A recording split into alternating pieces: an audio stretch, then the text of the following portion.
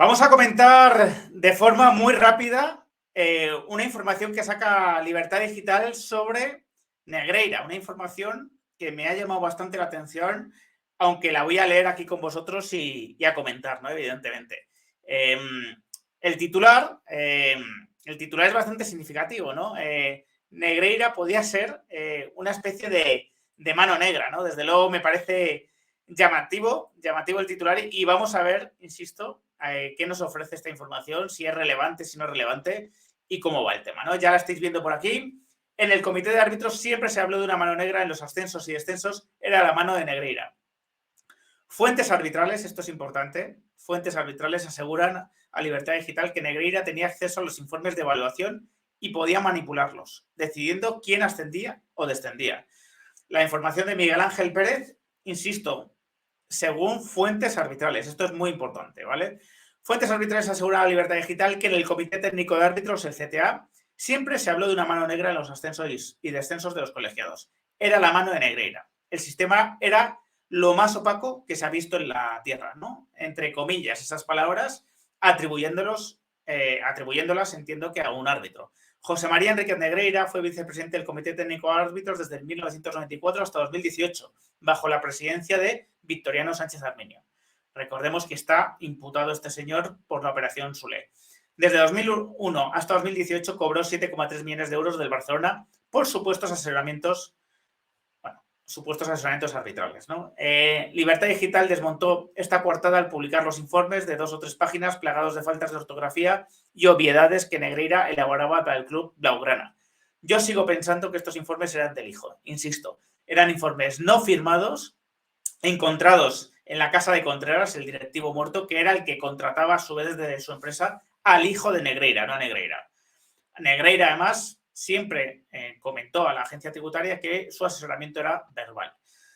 Las fuentes arbitrales consultadas por este diario ejercieron como colegiados bajo la vicepresidencia de Negreira y explican cómo operaba el Comité Técnico de Árbitros y el poder del ex número 2 de los árbitros. Negreira, entre comillas, todo esto, tenía acceso a todos los informes de evaluación de los colegiados y podía manipularlos, decidiendo quién ascendía y quién descendía. Por lo tanto, podría influir claramente en el ascenso de los árbitros más afines.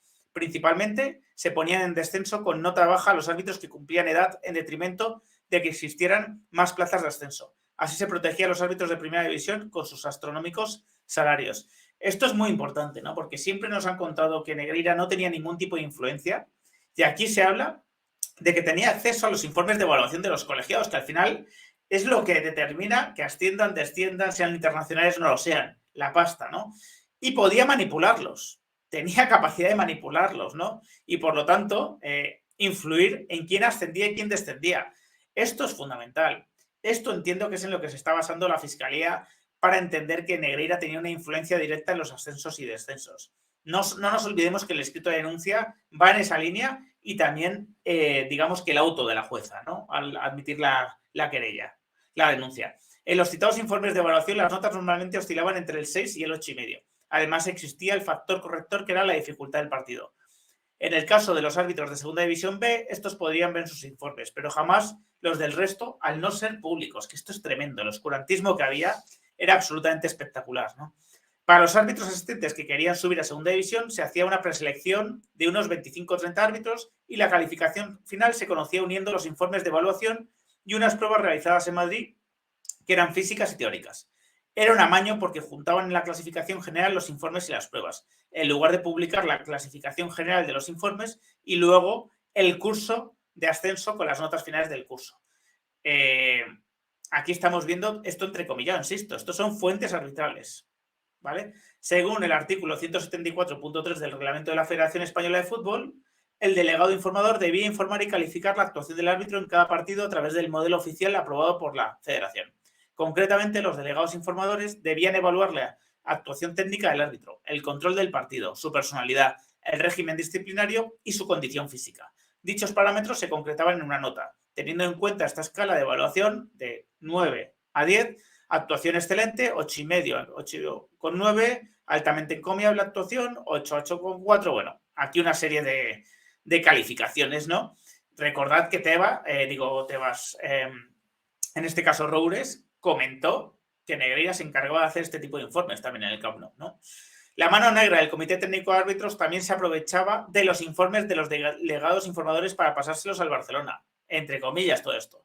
Si tenía poder en los informes, tenía poder para influir en las designaciones de los árbitros, cuando se pasó de elección aleatoria por ordenador a designación por un grupo de exárbitros, destacan. Las mismas fuentes arbitrales consultadas por este diario denuncian que el actual presidente de los árbitros, Luis Medina Cantalejo, fue designado internacional por Victoriano Sánchez Arminio. Por ello, jamás va a hablar mal de esa presidencia, ya que le dé muchos favores, principalmente ir al Mundial de Alemania en el año 2006. El caso de Negreira a los tribunales, ¿no? Bueno, pues aquí digamos que ya comentan cuál es la situación ahora mismo jurídica del caso Negreira, ¿no? Que es una situación pues absolutamente turbia, como nos podemos imaginar. A ver, esto es muy rápido y muy fácil de comentar. La versión continuamente está siendo que Negreira era una especie de hombre de paja que pasaba por ahí muy de vez en cuando, que nadie conocía a este hombre y que no tenía ningún tipo de cargo ejecutivo ni influencia en los arbitrajes, en las designaciones, en las evaluaciones, en absolutamente nada. Esta ha sido la versión del CTA desde el principio y de algunos árbitros entrevistados en público cuando han tenido que manifestar su opinión, ¿no? Su conocimiento de este tema. Aunque fuese así, si el Barça, pagándole a Negreira, lo que trataba de buscar era favores arbitrales, influencia, ya estaría consumando el delito. Esto lo hemos explicado muchas veces como delito de actividad que es. Pero es que ahora estamos viendo como fuentes arbitrales confiesan a Libertad Digital, oye, yo no sé cuáles son esas fuentes arbitrales, pero entiendo, ¿no? Como dicen ellos, que son árbitros de esa época, que resulta que Negreira sí que tenía acceso a toda esa información y que podía no solo manipularla, sino también trasladársela al Barcelona. Que Negreira al final tenía mano en los ascensos y descensos de los árbitros. Es que no hace falta que tú le pagues un dinero a un árbitro para influirle. No hace falta. No hace falta. Tú tienes otras formas de pagar, entre comillas, a un árbitro, pues haciéndole ver, ¿no? O que el árbitro crea, de alguna manera, que su ascenso o descenso depende de que de que él te agrade a ti, ¿no? De que él tome decisiones que a ti te agraden, que vayan en la línea que tú buscas, ¿no? Que vayan, digamos, en la misma línea que la línea editorial que tenía en ese momento Negreira, que cobraba, insisto, de un club 7 millones de euros. Si este hombre tenía esa influencia, ese acceso a la información, esas charlas con los árbitros para decirles cómo iban, ¿no? Si iban bien para ascender, si iban mal para descender, si podían ser internacionales o no, si tenía acceso a esas charlas, que eso lo sabemos, si tenía acceso a los informes, si tenía capacidad de manipularlos, como dicen estas fuentes arbitrales, por supuesto que tenía capacidad de influir en los árbitros. Me parece absolutamente evidente, ¿no? Y esta información, por lo tanto, me parece muy relevante. Así que sin más os dejo, espero vuestros comentarios. Si os ha gustado el vídeo, dejad un like, compartidlo y suscribiros al canal los que no lo estéis. Un fuerte abrazo.